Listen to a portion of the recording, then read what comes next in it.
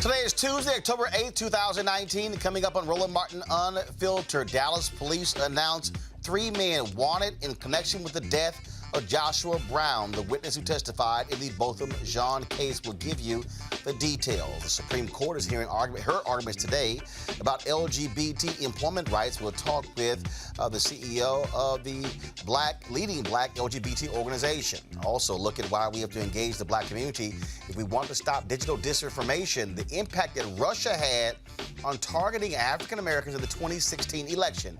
You know, the one where Donald Trump said they didn't do anything, but we know that was a lie. A young man who served 10 days for missing jury duty has his record cleared. Why in the hell he had a record in the first place? And a Penn State athlete receives a racist fan mail. We'll show you the letter and how the Penn State community is responding. And also more photos and videos from Tyler Perry's grand opening of the Tyler Perry Studios in Atlanta. Plus, yes, another crazy-ass white woman. And today's the 78th birthday of Rev Jesse Jackson Sr. We'll wish him a happy birthday. It's time to bring the funk on Roland Martin Unfiltered. Let's go. He's got it. Whatever the miss, he's on it. Whatever it is, he's got the scoop, the fact, the find. And when it breaks, he's right on time and it's rolling. Best believe he's knowing. Putting it down from sports to news to politics.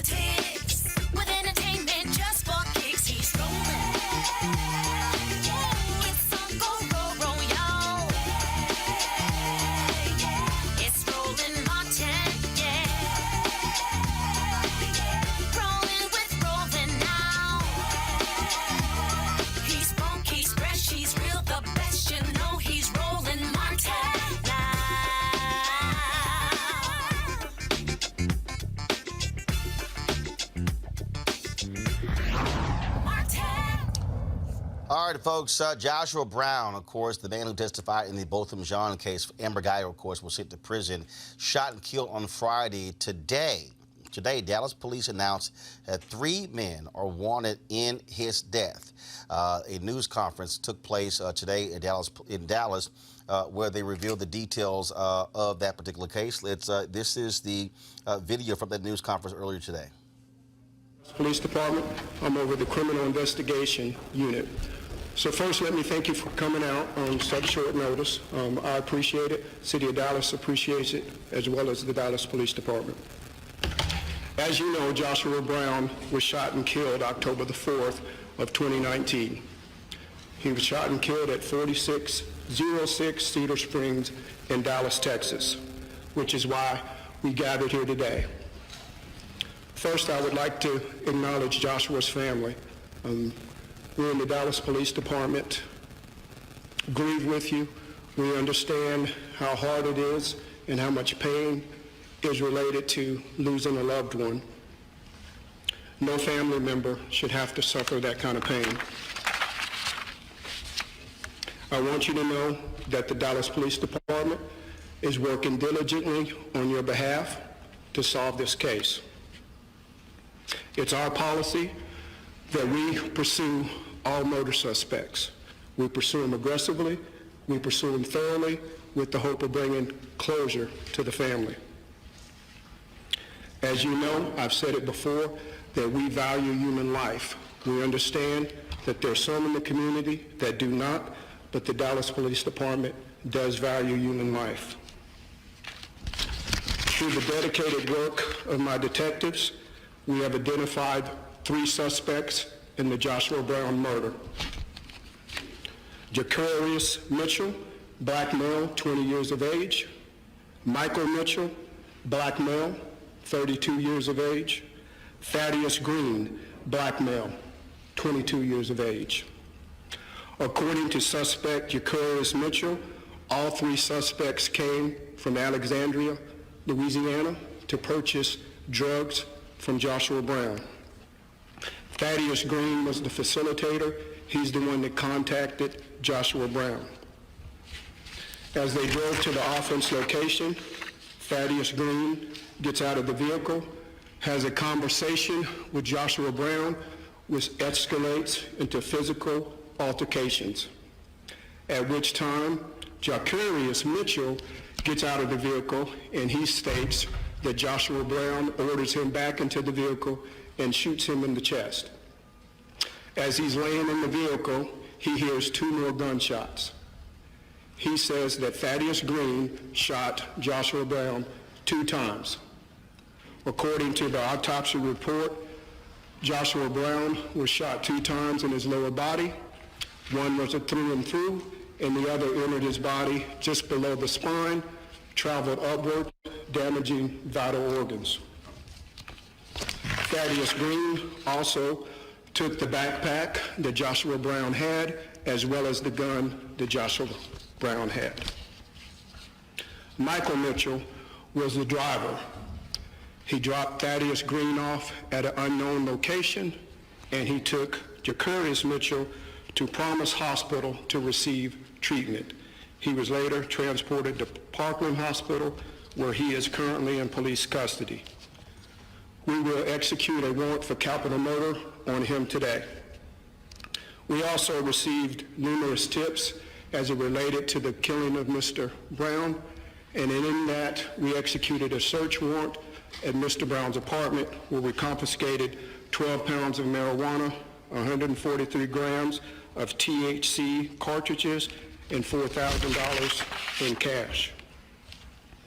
We have also issued capital murder warrants for the other 2 suspects, Michael Mitchell and Thaddeus Green. I want to assure the citizens of Dallas that we will continue to be transparent and we will provide updates as they materialize concerning this case. We as the police department need your help in capturing the 2 fugitives that are not in custody. We've partnered with our federal partners and we're in pursuit of them as I speak. If you know the whereabouts of these 2 suspects, please contact your local police department or the Dallas Police Department at 214-373-8477 or 214-671-3690. These suspects are to be considered dangerous because they're armed. Again, I want to thank you for coming out under such short notice. I thank you for trusting us to provide you with true and accurate information. I thank you, our community members, for partnering with us and believing in us as we pursue these fugitives. I'd be remiss if I didn't thank my detectives. I've said it. Come on. Slight issue there. Let's go right our panel right here. Dr. Jason Nichols, Department of African American Studies, University of Maryland. Also, Kelly Bethea, Communications Strategist, and Malik Abdul, Republican Strategist. The mayor over the weekend, Jason, tweeted out to folks not to engage in wild speculation. Folks were on social media saying this was a plot. He was targeted. They went after him. And even now, even though they've come out and made this announcement, here people say, oh no, they planted these drugs. They said that to come out and say they found marijuana in this guy's apartment. But also there was a shooting that took place in November involving Joshua Brown. It took place outside of a strip club as well. And he said that he feared they were going to come back and harm him. What do you make of, again, people immediately saying, oh no, the cops, they're the ones who actually were behind the murder of Joshua Brown? You know, I think it shows the lack of trust that many of our community have for law enforcement, and that's a reputation that law enforcement has earned. And I think Amber Geiger did law enforcement no favors with her actions to make people think that they can't trust law enforcement, that they can't believe in law enforcement. As far as what occurred, right now it looks like this was the case. I mean, he was selling marijuana, but marijuana, again, will be legal within a couple of years. We have people who are marijuana barons all over the country. This says nothing about his character. He had guns, he carried guns. As you guys, as Southerners know, many people in the South have guns. That doesn't make it, say anything negative about his character. The thing that did stand out to me about that press conference was the fact that they felt the need, even with the picture behind them, to say that these were black males. We saw that clearly on the screen, that the suspects were black males, but for some reason they had to, emphasize the fact that the suspects were black males. I didn't really understand what the need for that was, other than really to take a shot at people who were, maybe had some different ideas about what happened to Joshua Brown. Kelly. I don't believe this story. I'll just say it flat out. Why? Just by way of how the trial went, I don't recall the defense once cross-examining Joshua Brown regarding his character and potential criminal activity, potential possession or anything. Because in cross-examination, your job is to discredit that witness as much as you can. And during that time... But if you did not know any of this, they weren't investigating him. You can't say the potential. I mean, if he had been convicted of drug dealing, sure, that's the difference. I understand that, but what I'm saying is you're telling me that an entire defense team who's defending a cop didn't have the resources at their disposal to find out everything they could about their star witness in a high-profile murder trial? Like, I'm saying, but if you did not know, what I'm saying is, I don't think there was anything to not know. This doesn't make any sense to me. Driving a total of 10 hours for a weed re-up, that doesn't make any sense to me. Having 3 people... I mean, it's happened. It happened, it's not... Louisiana has Baton Rouge, New Orleans, Shreveport. You're telling me you can't find any type of marijuana within state lines? You had to cross to Texas to find good weed for Louisiana customers? That doesn't make any sense to me. Well, I think to the first question that you asked, Jason, I think this was another case of confirmation bias. People wanted to believe it, and I would go further. Yes, police is a part of it, but I also think it's race. It's easy to believe that a black man who testified in a case against a white cop, that the thing that happened to him happened because he was black or that he testified or whatever, so that part didn't surprise me. I was pushing back on the notion that, and to me, it actually didn't make sense that he would be killed after he gave testimony, that too, not before he gave testimony. If the conspiracy was true, that there was something that was, in the police department or whatever, to the point about, and I'm no marijuana aficionado, but 12 pounds is a lot of weed. It's a lot of weed. So I can definitely see people driving hours and hours and hours away outside of their state to get 12 pounds. Well, I don't know that they were buying 12 yeah, right. pounds. Well, what they said... And that's risky. If you already know that Louisiana doesn't have it. People actually drive across state lines to get weight. And so... And coke? Heroin, man. First, you had a guy who played for the San Diego Chargers, of course, who got busted for funding where they were transmitting cough syrup from California to Texas. So the idea that people don't drive for drugs is just not true. I'm not saying they don't drive for drugs. But he was a supplier. I mean, if he had 12 pounds of marijuana, he was a supplier. He wasn't the person who was actually on the corner and that's another selling the marijuana. I'm making. Like, if he's a supplier and the defense didn't know that at trial, but why would they? Make any but sense. I'm How not do sure. you not cross that? But I don't know if there was no indication that he was involved in the criminal activity, then what basis would they have? If you're able to get 12 pounds let me just say one thing about the drugs. Number one, there's an old saying that I've heard from people who are involved in that business, and that is, you don't poop where you eat. Right. So in many cases, people try to go, in distance, and who knows if they they weren't intending to rob him. Because Alexandria, they thought Louisiana, he was alone to Dallas. with 12 pounds of weed. Yeah. Here's what we know. What we know is, based upon people getting information, tips coming in, one of the guys who was involved in this, allegedly, was one of the people who got shot. Yeah. He was kind of a little pissed off by that. In the chest, I think. He's the one who's in the hospital who told the cops what the hell happened. Yeah. And so the other two have not, they're still trying to arrest them right now. We'll certainly hear more about this, and we'll have those details. And so, again, two individuals Dallas police are looking for. They have charged them with murder, and they're waiting to arrest them and look for them as we speak. And so we'll give you those details as they come available. All right, folks, let's talk about Supreme Court today. They heard a case that deals with the issue of whether or not folks who are LGBT are covered under the 1964 Civil Rights Act, of course. Now, there are three cases. The federal court deals with the issue of anti-discrimination known as Title VII, which protects gay and trans workers from being fired because of who they are. Now, that law does not mention sexual orientation or gender identity, but LGBTQ advocates argue when someone is fired for being LGBTQ, that is covered under Title VII's ban on discrimination because of sex. Joining us right now is David Johns, Executive Director of the National Black Justice Coalition. David, obviously this is a big case that took place today with the Supreme Court.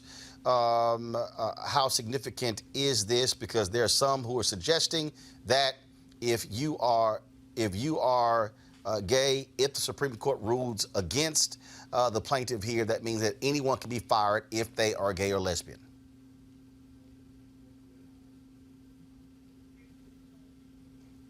All right, so the question for you, David, are you there?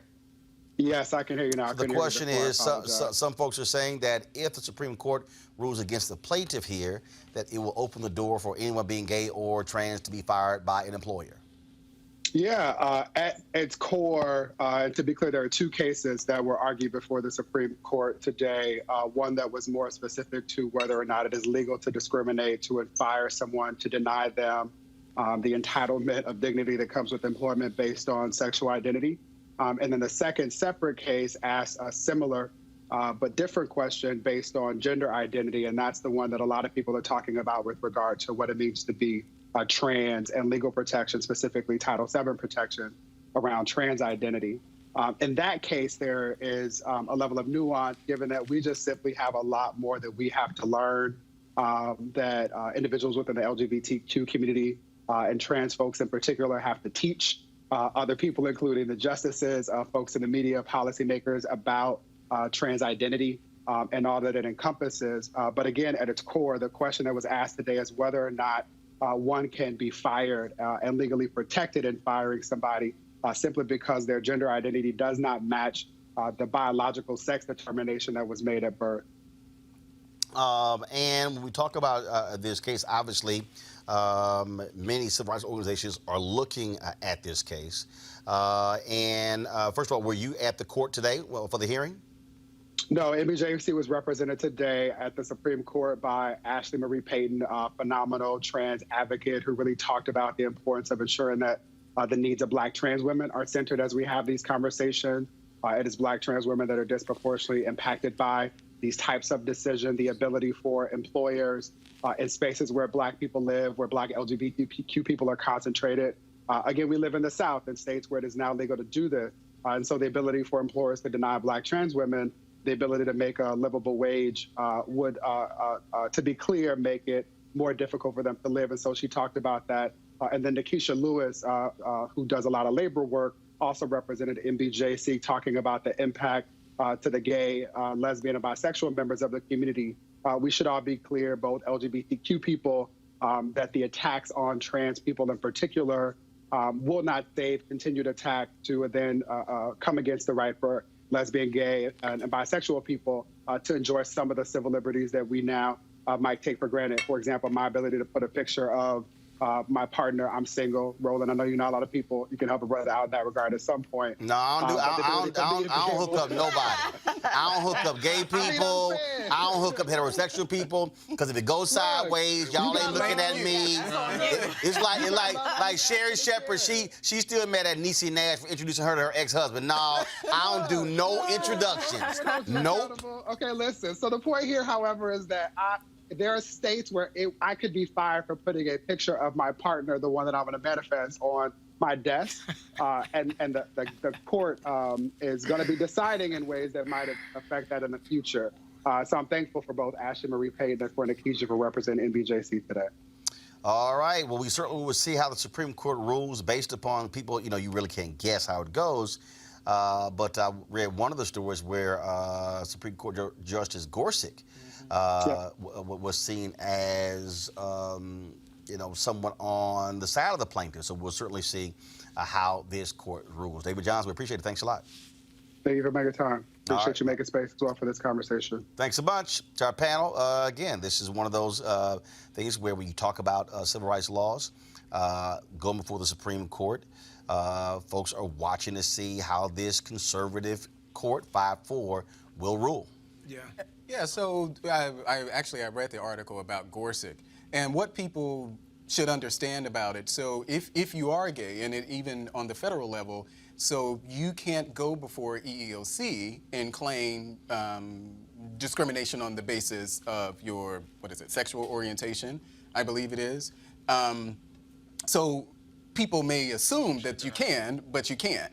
And I think that on the federal level, it definitely makes sense. Now, Gorsuch. I thought it was Gorsuch. Gorsuch, what he did say, and actually I agree with, is that this is something that Congress should have actually handled. And I think that Congress should. And I think that there should be protections in federal law so that you can't fire someone for being gay. That it's not something that, I haven't done a lot of research, and I don't think that it's something as far as being gay happens a lot, but I think now that we're seeing, as far as transgenders, I think we're seeing more instances where transgenders are actually discriminated against, but I don't think that as far as just like gay and lesbian, that there are a lot of instances, not that there are not any, but there are a lot of instances where they're being fired for their sexual orientation. But whether it's through Congress or not, there's something that needs to be just enshrined in law. And I think the Title VII argument, and actually I get that argument because we did research on this, even when I was working at an agency. But the Title VII argument, the question is, well, what do you do about that? Because that has it has not included sexual orientation in there. And so the question before the court. It did. No, No, not that's sexual. sex. Yeah, just sex, but not again, sexual orientation. Sex, and we also have to think about what sex meant when they wrote it. Right. In the 60s. Right. And I think that would include, there was a confusion between sex and gender, which would include gender identity, which in my opinion. And this is new stuff for a lot of us, even me. Yeah, people didn't necessarily talk about these things the same way at that time, but people thought gender and sex were the same thing, right. That they were married to one another. And now we're realizing, of course, that that's not true. But sex also meant your gender identity, so you could certainly interpret it that way. But I agree with you, actually, here. I don't know if that's the conservative argument or not, but Congress should have handled this. They should have. You know what I mean? It boggles my mind that they didn't actually think, hey, let's just be, let's just err on the side Boggles your of mind that caution. Congress didn't think? Right. Not me. Kelly, real quick. I'm surprised that you all are saying that EEOC does not include sexual orientation. On their website, it says, quote, discrimination against an individual because of gender identity, including transgender status, or because of sexual orientation is discrimination because of sex in violation of Title VII. So that's on the EEOC site. And so, is that new? Do you No. know? Because you I didn't mention EEOC. Because when you're talking about EEOC, you actually have to prove that you were discriminated on that particular basis. Absolutely, but that's with any other protected class that you are filing under. So for me, the fact that EEOC already has this policy, I understand that it's not law and the courts are split. I was referring to Title VII. Yeah, and I think what that's Title what VII says. the Title VII is actually of the Civil Rights Act. I Right. think that's where they were arguing 1964 against. Civil Rights But I Act. don't think that sexual orientation is mentioned in Title VII. No, it's been interpreted that way with the EEOC. And I feel like because it's been interpreted that way, it should stay that way, because at the end of the day, what does it matter who you have sex with, how you identify, if you're just working? But people are going to... If Congress had acted and cleared this up, people wouldn't make the argument, that... Absolutely. But that's Congress. But that's why we're here. But that's why you're the Supreme Court. Yeah. All right, folks, got to go to a break. When we come back, we'll talk about how the Russians targeted and used black folks to, yes, they trolled us in the 2016 campaign. The Senate Intelligence Committee, they've now come out and said that's the case. My guess is, I told y'all I asked that last year. Should listen to a sister. That's next on Roland Martin Unfiltered. You want to check out Roland Martin Unfiltered? YouTube.com/Roland S. Martin. And subscribe to our YouTube channel. There's only one daily digital show out here that keeps it black and keep it real. It's Roland Martin Unfiltered. See that name right there? Roland Martin Unfiltered. Like, share, and subscribe to our YouTube channel. That's YouTube.com/Roland S. Martin. And don't forget to turn on your notifications so when we go live, you'll know it. All right, folks, you've heard me talk a lot about marijuanastock.org because I want to keep you informed of investment opportunities that make sense. We've all watched the growth of the cannabis industry. A recent report by New Frontier Data estimates the global cannabis market at more than $340 billion. Now, we know that marijuana legalization is sweeping the country state by state. We also know that marijuana has a good cousin, the hemp plant, with a much higher concentration of CBD. That means hemp gives you all the medical benefits of marijuana without getting you high. Until recently, hemp farming was practically legal in the U.S. and heavily regulated by the DEA. However, the 2018 Farm Bill changed all of that, making it legal to grow hemp CBD in the U.S., thus creating one of the largest commodities worldwide. Now, this is, of course, very simple, and that is the folks at 420 Real Estate. But their plan is very simple, their business model. They buy land that supports hemp CBD grow operations and lease it to licensed, high-paying tenants. That's right, they are hemp CBD landlords, and you can get in on the action. Now, my friends at 420 Real Estate has something special for the Roland Martin Unfiltered viewers. And originally, the minimum investment level was $500, but you can get in and invest in this crowdfunding campaign for as little as $200. That's right, $200 up to $10,000. Again, this is a $340 billion industry that is still growing. You can participate with as little as $200. For more information, go to marijuanastock.org. That's marijuanastock.org for you to get in the game and get in the game now. Let's talk about the 2016 campaign. Donald Trump has continued to say that the Russians had nothing to do with his win. It was all him. He also swears, of course, that he got more votes than Hillary Clinton, which we know that he's a lying ass. Now, Well, Russian operatives associated with the St. Petersburg-based Internet Research Agency used social media to conduct an information warfare campaign designed to spread disinformation in the United States. The Senate Intelligence Committee found that no single group of Americans was targeted more than African Americans. Race and related issues were the preferred target of the information warfare campaign designed to divide the country in 2016. Really, they laid that out? Well, my next guest, Shireen Mitchell, the social analyst and diversity strategist, her research last year showed that. And so, Shireen, glad to have you on Roland Martin Unfiltered. So, so essentially, the Senate goes, hey, Shireen, you're right. Exactly. So the challenge is that what happened was what we did was we took the House intelligence release of the 3,500 Russian ads. We dumped it into a database, and then we decided to look at who the targets were based on what the topics were. That was the House Intelligence Committee did it in May, and we did our report before the 2018 elections. And in that instance, we basically said that the ultimate target was to focus on Black identity, to suppress the vote, and to rile up those who had racial tensions against Black people. And if you look at the web of our data, you can actually see that Black identity was connected to everything that was listed, which is like Second Amendment, Islam. We can go down to like connections to Tucker Carlson. Like everything was literally connected in our web, with the center and the intensity being Black identity. Outside the web was other groups, which is why this part is really important, because now the Senate Intelligence Committee is basically saying, yes, we now know that not only race was targeted, but African Americans were targeted. So outside our spectrum of the web is Latino and Chicano issues. Outside our web is Native American, indigenous issues. And then there's like this really weird, funky, outside part that's like focused on like memes for white boys in college. But the intensity of the data shows how fierce and how targeted they were on not only using Black identity to suppress the vote, but using Black identity to rile up other groups. And what you had is you had these Russian trolls who were encouraging Black folks not to vote. Yes. You had individuals who were saying Hillary is the exact same as Donald Trump. Yes. Don't waste your time. We can go on and on and on. And what happened? There was a 2.4% decrease in Black turnout. And you really had them targeting 18 to 39-year-olds by saying that she was the same as Trump, same policies. They were really amplifying the whole super predators comment. All of those different things. They also discovered that one of the biggest Black Lives Matter Facebook pages was actually a Russian front. Yes.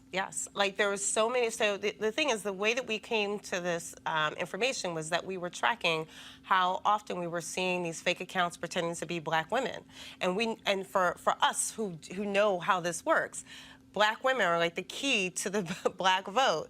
And so the fact that they were pretending to be Black women was on top of the issue. But this part about using the super predator piece is really important, because there was no conversation about Trump and the way that he treated the exonerated five, right? But we have her being repeated all over the place saying super predator.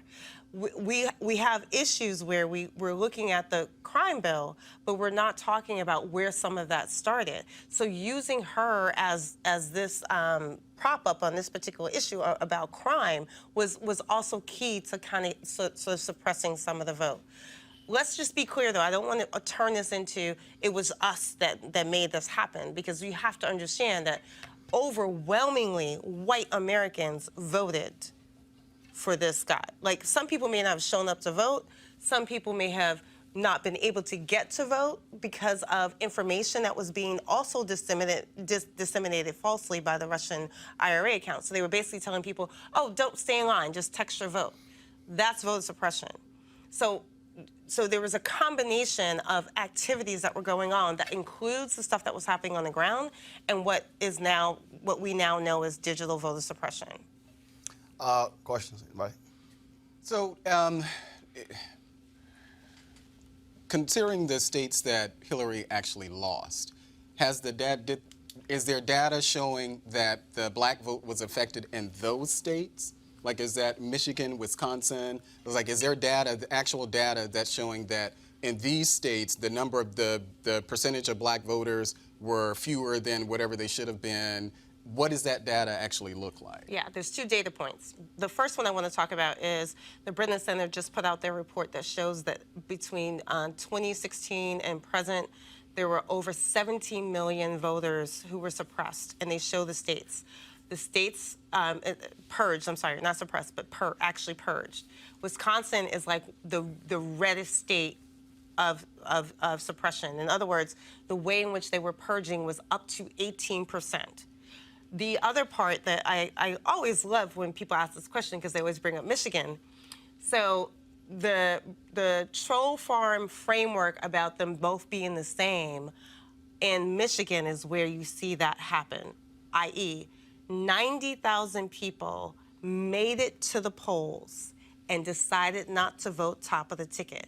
They voted completely down ballot, but left the top voided. Which is rare as hell. Rare on. I mean, most people, most it's the highest at the top of the ticket, and then it just drops as you go down. No. So in this case, we have the evidence.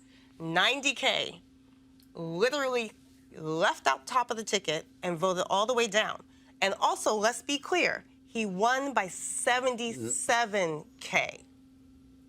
So just imagine if that wasn't being pushed out there as a narrative. No. So did the bots were the Russian bots responsible for people not voting top of the ticket? No, so there's a conversation about psych ops versus what people actually do. So if they believed that they were both the same, they would not vote top of the ticket.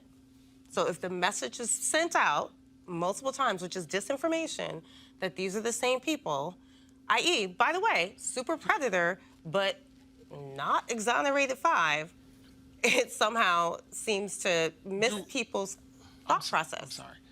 Oh, so do we know what areas in Michigan? And I know I'm getting really specific, but if we're talking about 90K votes and we're going to assume, say, 80,000 of them were for Hillary, do we know what areas, like was it in Detroit?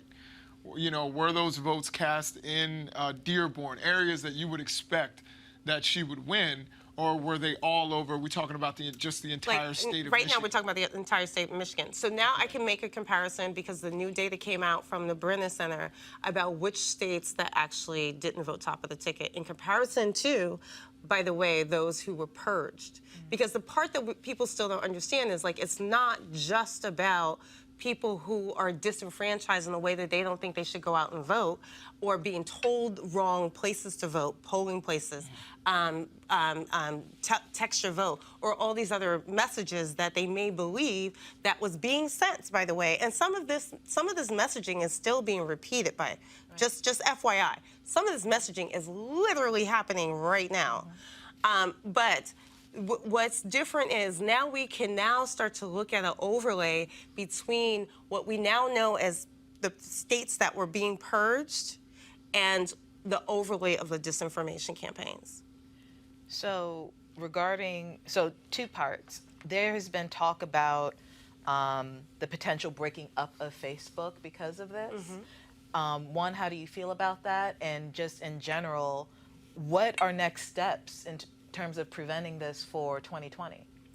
So there should be next steps, but like as of today, what the Senate Intelligence Committee just reported out, we're 3 years late. Right. Trying to figure out, oh, this happened. And that's thank you to the Republican Party and Senator Mitch McConnell. That's why. Senator Mitch McConnell has refused, and Trump has refused to do anything when it comes to protecting our elections.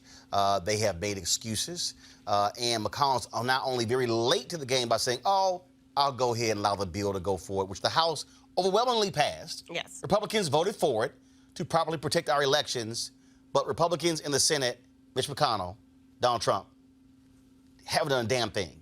So the onus is on them. That's just fact. Fact.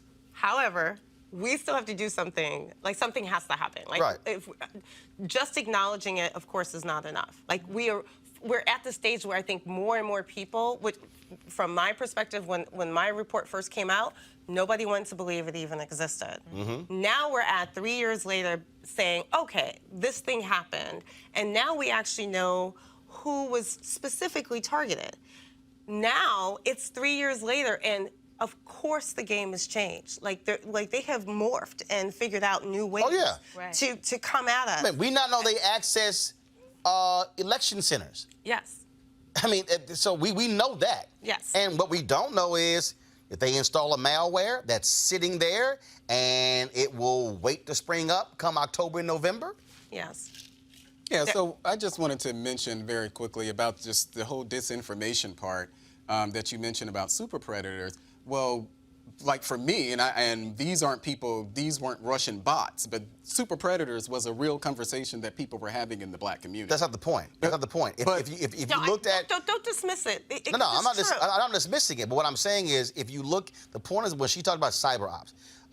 When you look at the documentary "The Great Hack," and when you look at how information is being fed, and how you're being deluged with the information, and the whole point is, how can I impact someone psychologically that then changes their perception when it comes to voting?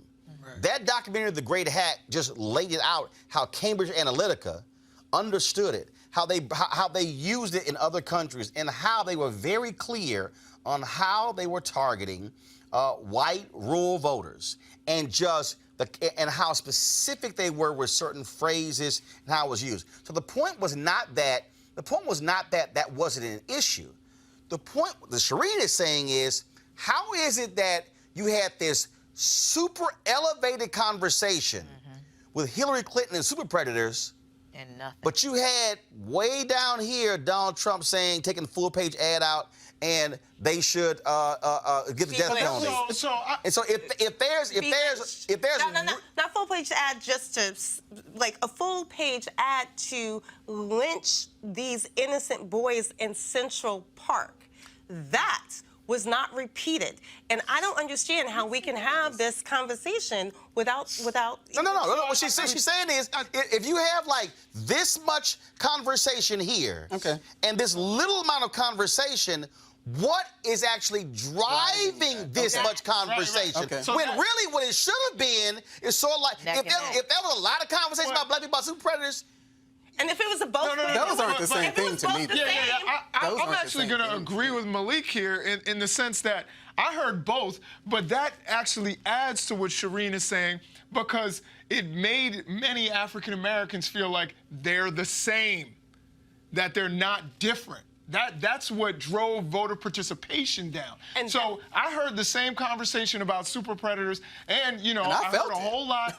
I heard a whole lot about Central Park 5. That wasn't. No, it wasn't. If you look at the data, Shireen, if you look at the data, go ahead. In the data, the Central Park 5 conversation was not in it. Right. But Is this mainstream? Like, is there a difference between black media and like mainstream? I think you have to I vote for mainstream. Hold on one second, Shireen, go ahead. So just so that we're clear about this, like, yes, our community has debates about this particular issue, but let's just also be clear. Hillary Clinton said super predator. She was the first lady. She did not write the bill. She did not vote for the bill. She did not have anything to do with the bill out of her saying super predator, but none of that was talked about. By the way, the person who wrote the thing is running for office right now. The person who voted for it is running for office But right Hillary now. Clinton was But the only- Clinton, who is the president who signed off on it, was not punished for that, and you're punishing Hillary Clinton. Hillary because of Clinton. I didn't- Hillary Clinton. disinformation. Hillary Clinton. Because of the No. disinformation. One second. Hold on. One second. Because again, I want Shireen to explain this to people because this is the difference. What Shireen is saying, correct me if I'm wrong, what you're saying is if you look at the data, you had so much conversation. And you then ask yourself, and then when you start breaking apart the data, it's what actually is being reported. And so, again, if you take that, you take in the documentary The Great Hack and how certain phrases were used. What she's saying is that, wait a minute, if you had this super high number of mentions of super predator on these social media platforms, Right. in tweets, on Facebook. So if you had super predator here and you had Central Park here, Yes. that would say, wait, but hold up. How could you have that level of disparity? That's what I think she's saying when it comes to the data. But I get that part, but I don't compare Super Predator and Trump's comments about Central Park 5. Because for me, Super Predators was something that actually fueled what we're now trying to undo in our criminal And that justice full-page system. ad fueled the potential listing one of full-page 5 ad in a innocent- one. Hold up. No. Hold up. We are not going. First of all, we're going to say actual facts. It was not just a single full-page ad. Okay. It was No, one second. It was a full-page ad in multiple 85K. papers and Interviews. and multiple interviews. Yep. But again, I think. See, you're getting caught up in the wrong thing. No, that's Well, just no. not the same thing. No, listen. Absolutely No, they're listen. not the same Listen. thing. One I'm was not. the law, No, one I'm were not. comments. First of all, I'm not comparing the law and the ad. What Shireen is laying out that The we level. have. No, I get it. No, not the level. What she's laying out is the intensity of a discussion on social media, which now causes you to say, okay, what was fueling it? Because if it was a natural, organic conversation, you would have similar numbers in terms of folks talking about it. I don't What she's saying is, no, because you would. What you had is, Okay. We're talking about an actual law. Super predator was a mythical term that Hillary Clinton used if you to don't describe. understand data, if you don't understand a clear, concerted communication strategy I do. that drives a conversation, Right. and so what she's saying is if you actually study the data Right. and see where it was coming from, what you had is you had this A deluge. No. You had a rocket ship fueled by jet fuel. I get it. That was driving this thing. Right. That was throwing out so much stuff. Right. And you virtually had a small amount over here. So the issue here is who was driving it and why were they driving it? And to her point, it was all designed to purposely turn African Americans against Hillary Clinton. Shireen, is that correct? That is correct. Well- also, please be clear. As I'm sitting here, I have to understand. I grew up in Harlem. I was there in 1989. I will tell you what happened to my community when this whole thing went down. I will never forget it.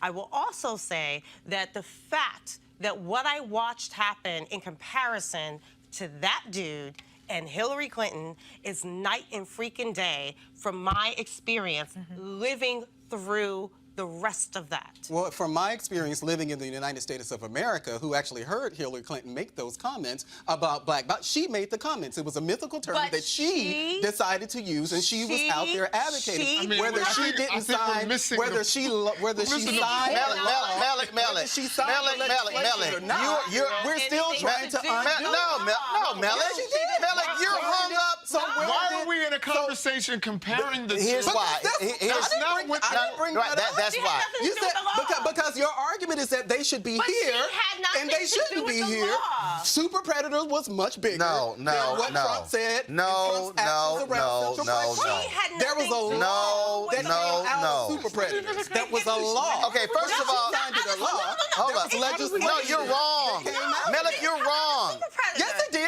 it didn't. So when she was talking about Melik, Super Predator, Melik, what was she stop, referring to? stop. Came out of Shireen, go ahead.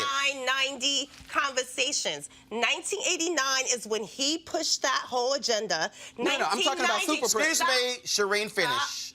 Let's not do this. Shireen, finish. Okay, but let's not do Don't interrupt then. Okay, Don't interrupt. let's not do this. Don't interrupt then. Let's She not won't do this. that. Okay, well, let's not do this. If you then. don't interrupt, she's not holding her hand up. This is So what we excuse do me, on the show, no. but I we am the won't- host of this but we show. won't- but we Excuse don't me. hold hands up. Excuse me. That's If you exactly don't what we interrupt, do. she doesn't have to hold her But we hand don't up. have to do that at all. But don't hold So your hand go up. ahead and finish your Shireen, point. hey, Melik, I got this. Shireen, finish your point. 1990, there was a whole history of like these Harvard execs or researchers who basically came up with broken windows.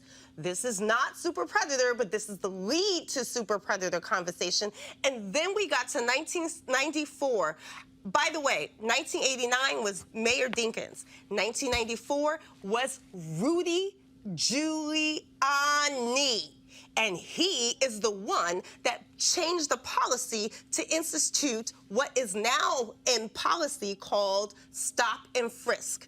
That's where the law came from, not Hillary Clinton and Super Predator. And here's a piece. This conversation has nothing to do with her comment in terms of what was hired. What we're talking about here, with what Shireen's information, her report laid out, and now the Senate Intelligence Committee, is how Russian troll farms took keywords and phrases and used it to purposely drive the anxiety and targeting of black voters, and how they also use Black Lives Matter to drive it towards white voters, and that's how they did it. And the problem is we have a government that refuses to still address this totally issue. get that. And that's what's up. I totally Shireen, get it. if folks want the report you put together, where can folks go check it out? Yeah, Stop is called, you can find it at stoponlinevawa.com. So Stop Online, Stop Online. VAW.com.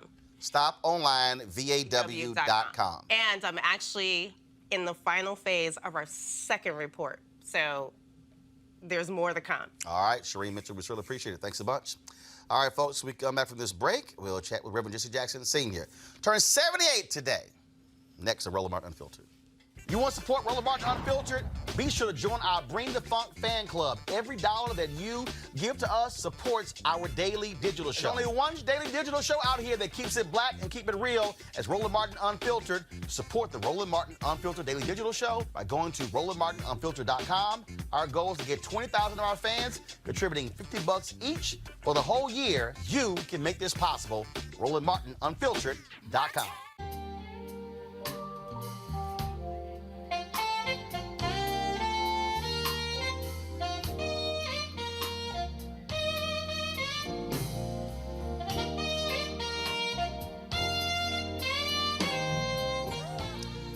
The second annual Luxe Jazz experience taking place in Cabo, November 7th through the 11th. You're hearing, of course, that's Gerald Albright. It is an upscale destination with luxury accommodations, fine cuisine, top shelf libations, golf, spa, health, and wellness. So if you want to attend, you can go to lifeluxejazz.com to sign up. But those of you who don't want to go, you can still participate by going to gfntv.com. gfntv.com to watch the live stream. Get your live stream pass. It's 14 acts. Over 3 days, you'll be able to watch every single one of those concerts. I'll be broadcasting my show from there Thursday and Friday. But if you can't make it to Cabo, you can still participate by watching the live stream. So sign up at gfntv.com. It's $10.99, gfntv.com. 3 fantastic days of concerts, including, folks, Mark Curry, as I said, Joel Albright, Alex Bouillon, Raul Madon, Incognito, Pieces of a Dream, Kirk Whalum, Average White Band, Donna McClurkin, Shalea, Roy Ayers, Tom Brown, Ronnie Laws, and Ernest Quarles. It's going to be fantastic. Again, get your live streaming pass at gfntv.com. All right, folks, today is the 78th birthday of Rev Jesse Jackson Sr., of course. He has been in the civil rights fight for more than 60 years, and so it is all over the weekend. He was in, of course, Beverly Hills, where they have a birthday party. It's a fundraiser for Rainbow Push, where they honored several people, including Jamel Hill. He joins us right now. Reverend, how you doing? Well, Roland, thanks you for allowing me to talk with you today. We tried to make the most of this landmark day. We went to the homeless shelter at 9 o'clock today. There are 16,000 children in Chicago who do not have an address. They're homeless. Obviously, they're homework. They have no home. And there are thousands of parents here who work every day to make $8 to $10 an hour.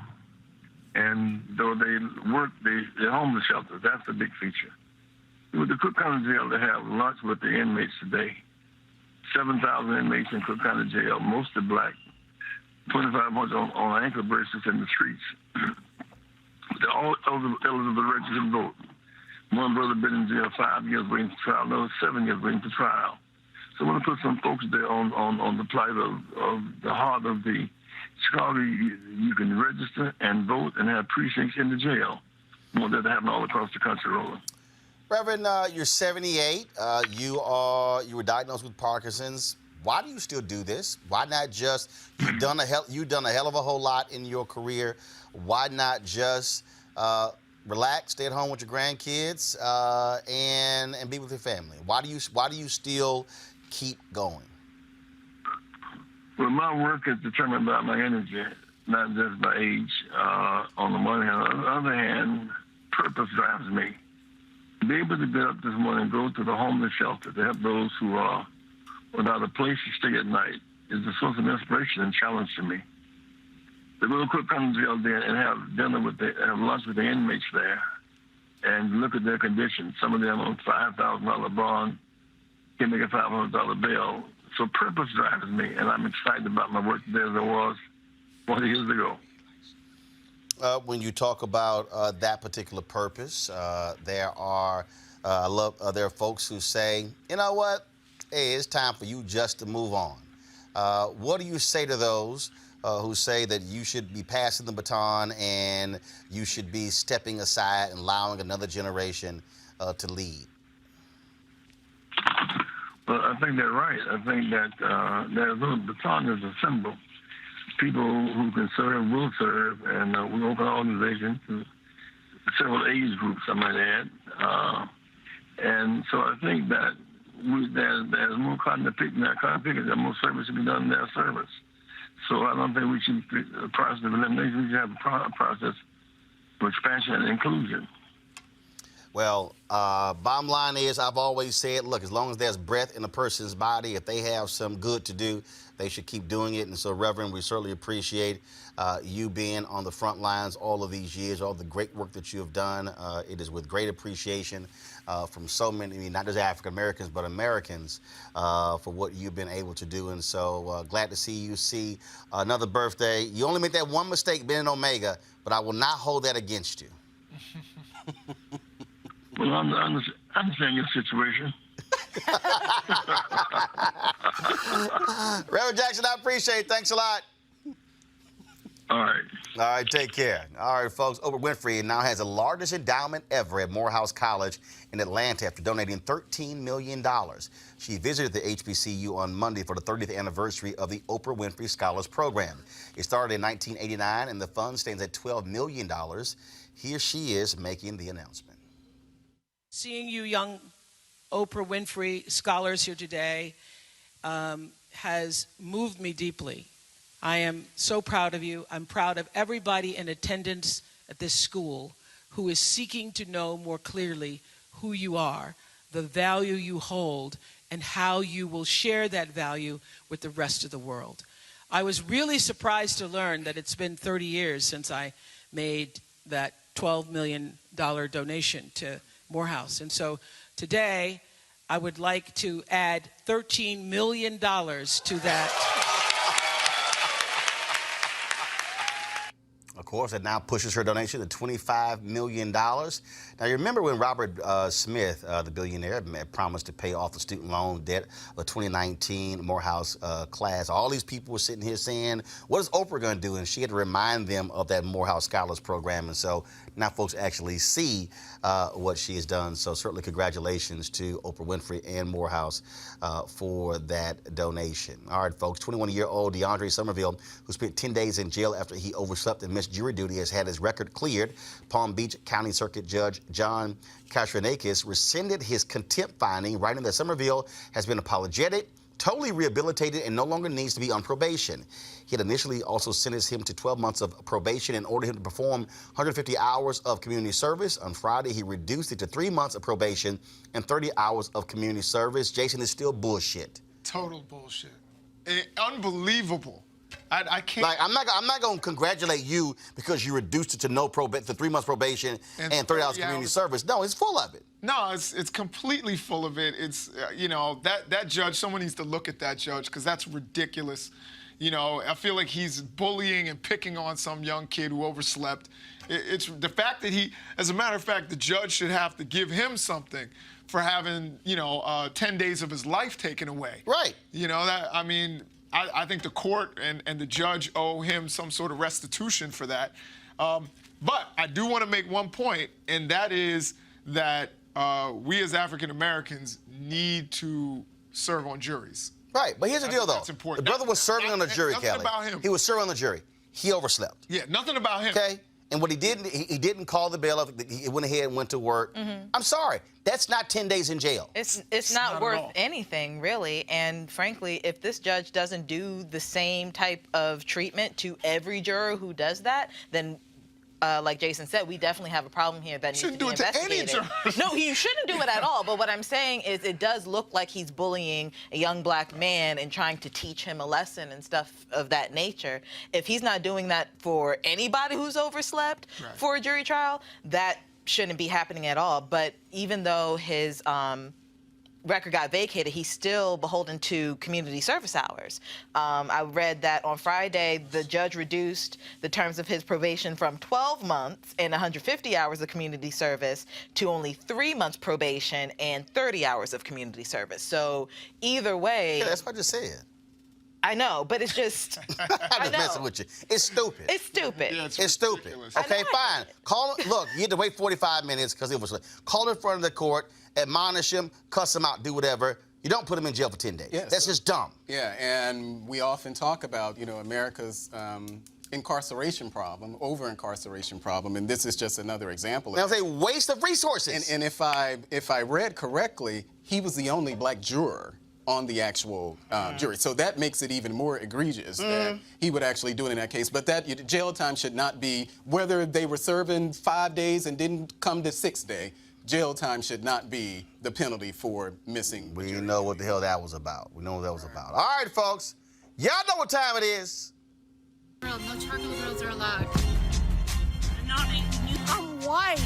I got you, bro. Illegally selling water without a permit On my property. Whoa! Hey! You don't live here. I'm uncomfortable. All right, y'all. St. Petersburg, Florida is where we find this crazy-ass white woman. She was angry about a candy wrapper. Brother, y'all dropped a candy wrapper, and this white woman lost her mind.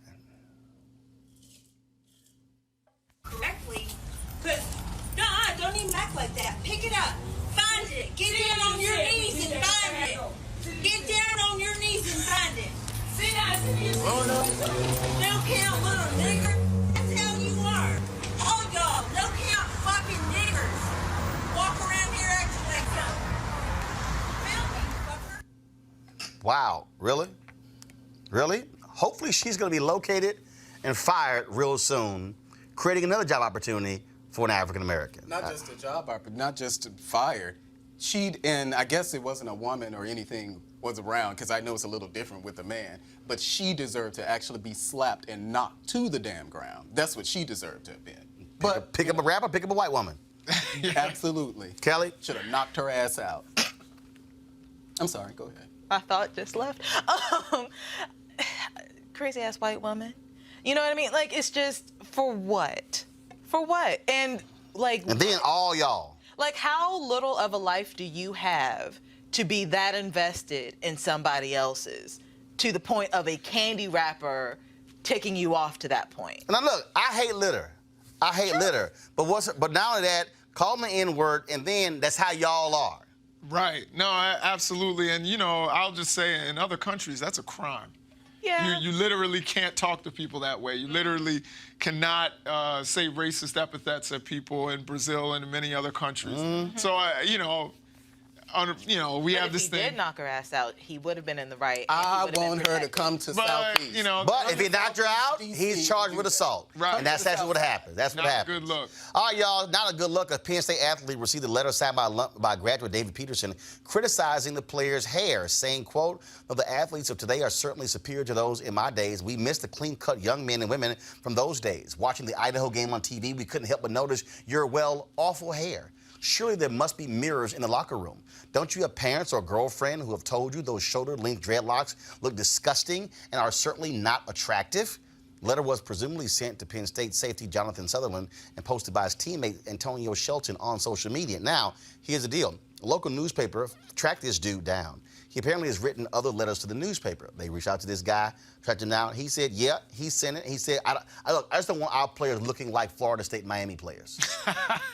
I'm sorry. He said folks with these tattoos and their hair, and he claims that him and his family, they don't watch the NFL anymore, you know, because of how these guys are looking with their hair and tattoos. I'm sure the And he's a 1966 graduate of Penn State. Oh, So, God. Ed, I just want to say, and I know people are going to say, oh, of course, Malik would say that.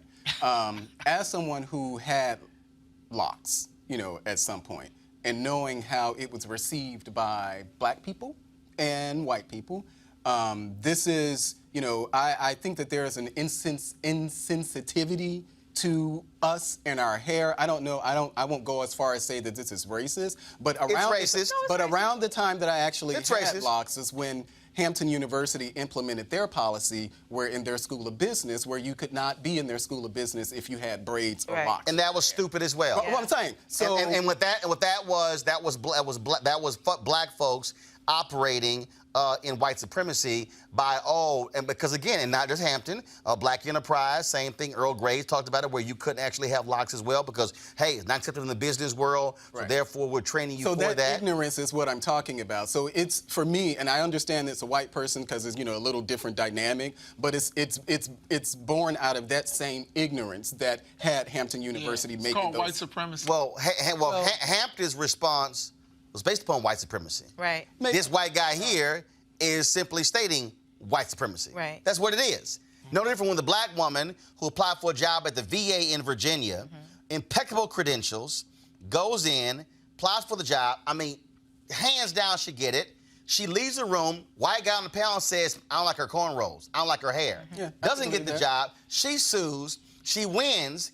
Got more than 70 grand plus back pay and got the job. So it cost taxpayers because this white guy didn't like her cornrows, Kelly. It doesn't make any sense because my hair did not get me a degree. My hair didn't get me a job. My hair didn't get me anything except a really nice hairstyle, you know, and for the white standards. You know, and it is. No, that it is. You know, to Malik's point about you used to having locks and talking about how it wasn't necessarily received well in the corporate world. Thankfully, that is changing because, you know, our generation is one of, you know, what respectability politics for why, you know, and I like that type of movement because, again, we are not our hair. And if a white person comes in with curly hair one day and straight hair the next day and split ends and all that, if they can do all of that, I can come in with a fro. I can come in with faux locks or real locks or sister locks or any other type of lock or any other type of braid or any other type of twist because I'm here to do a job and it has nothing to do with my hair. And that's why California has a law that was signed dealing with hair discrimination, saying that's against that. And guess what? They should call this dude out, should put him on blast, and he should be persona non grata when it comes to Penn State because, you don't like his hair, but you don't mind him scoring them damn touchdowns. Yeah, and I just want to just add quickly, you know, we also perpetuate this. So I know black women who, under no circumstance, would date anyone who has locks in their hair, who has cornrows in their hair, who has braids in their hair. We perpetuated even name discrimination. We perpetuated because of white supremacy. In fact, Jackie just sent me this. Amisha Cross, who's on our show a lot, she posted this on social media. I attended way too many events last night, but one particular instance struck me, and I'm kicking myself for not saying anything. Post-event, a woman commented on a young black guy saying she was going to make sure he was never invited again, not because he was inappropriate in any way, but because he had braids. She said she was disgusted by it, and it made her uncomfortable. Braids are thuggish, and he looked like a hood guy in a suit. In that moment, I should have said something. I didn't know what to say. I was shocked. In that moment, I failed a black man. The comment came from a black woman. Her target is a budding 24-year-old tech giant. Discrimination is real, and it's not always from outside of our community. That is based upon, though, white supremacy. The issue that we're dealing with is white standards in terms of how they view how we should dress. Same thing. Oh, don't you dare wear African garb on television because white male executives, no, wear the blue jacket, wear the suit, wear the tie. Look, I had white executives at CNN like, ooh, his dress, because I wore bold pinstripes. Like, you damn right, because I wasn't looking. And he had Joel Klein sitting next to me, who looked just raggedy. And I told him, I was like, damn, Joel, dress like iron your shit, please. You know, but no, I had to go there because again, they don't mind that rumpled, frumpy look. But that's fine because, oh, no, that's acceptable, but we're not going to have that. These are white standards. And what I keep saying to people, that what you're dealing with right now in America, when I keep talking about white fear, it's because of what is determined to be acceptable. White standards have determined everything in America for centuries. The whole deal in corporate America, it was the IBM look. It was a blue suit, it was a white or light blue shirt, and it was a red tie or blue tie. That was a look. Come to Capitol Hill. If you want, what's the Capitol Hill look? Khaki pants. Khakis and blazers. You will never see me wear khaki pants and a blue shirt and a blue jacket because of that look. Okay? And that's what it is. It's because the white standard, not the corporate standard. You can call it the white corporate standard. It is the white standard. It is why you're seeing an increasing number of black women on television finally wear natural hair. But some of them are going to their new, there was a sister who was in Houston, went to her news director to get permission to wear her hair natural on the air. You've had other sisters where white news directors have said, no, they wanted to be pressed, they wanted to be permed because they want to look a certain way for white viewers. We have to recognize that when black folks do stuff, it just didn't happen that way. It is what it has been placed on us, and we've been told, now look, to be accepted, you must do this here, because you know how those good white folks don't want you looking like that. That's where all of this is born out of. And so hopefully, with the law in California and others, that will change. And I'm glad to see Coach Franklin stand up for this young man and put this graduate on blast. That is a good thing. But again, and I keep saying this, why black people must go through a retraining process, because we have been victimized by white supremacy. We have taken on, in many ways, the view and perspective of the oppressor, because they have said, you can't walk through this door unless you conform to our standards, our vision of beauty. And that's why when I talk about how white fear is what's going on here, because they have said this is the acceptable standard. Remember the dress code in the NBA? Remember all of that? We don't want the players wearing tattoos and everything along those lines. Yeah, they're still making billions of dollars with players wearing tattoos. Because what was the whole point? We don't want to upset the white corporate sponsors. And they say, we don't like the look of those players. But you like how they ball. That's the real deal there. There it is. All right, folks. Again, over the weekend, Tyler Perry opened his Tyler Perry Studios. We could only take pictures on the red carpet just outside the venue. But Tyler, since yesterday, has been posting a plethora of photos on his Facebook page and his Instagram page. And so we're going to end the show showing you some of that. Don't forget, we want you to support Roland Martin Unfiltered by going to RolandMartinUnfiltered.com, joining our Bring the Funk fan club, where every dollar goes to support this show. And so we want you to do that. We want to thank Jason Kelly Mellick for being on the show. Thank all of our guests as well. So we'll end the show also with this, of course, video montage from the Tyler Perry studio opening this weekend. And oh yeah, my Astros are going to beat Tampa Bay tonight, so we're going to advance to play the Yankees. That's why I'm rocking the Astros on the show. All right, I'll see you guys tomorrow. Holla!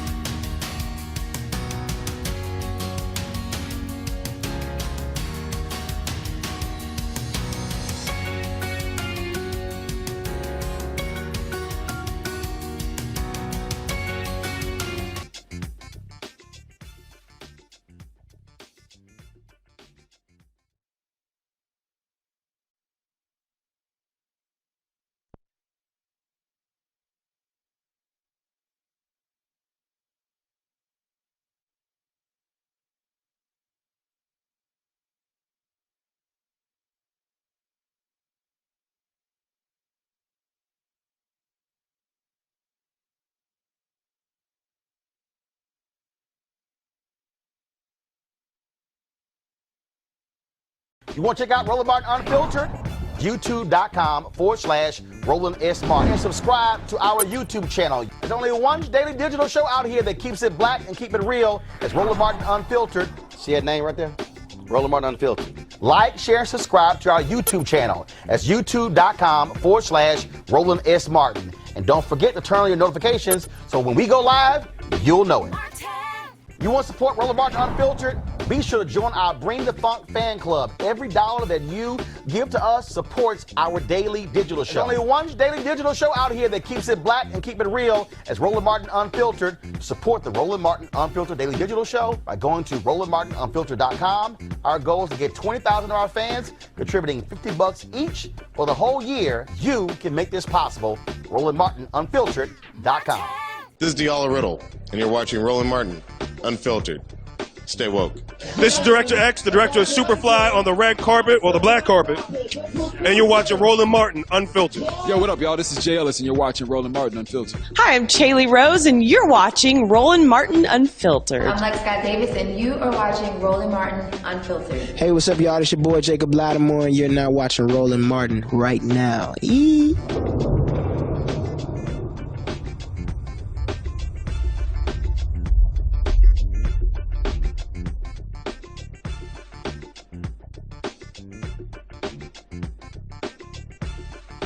Hey fam, want to check out Roland Martin Unfiltered? The blackest show on all of digital, cable, and broadcast. Check out our audio podcast. There's only one daily digital show out here that keeps it black and keep it real. It's Roland Martin Unfiltered. Press play.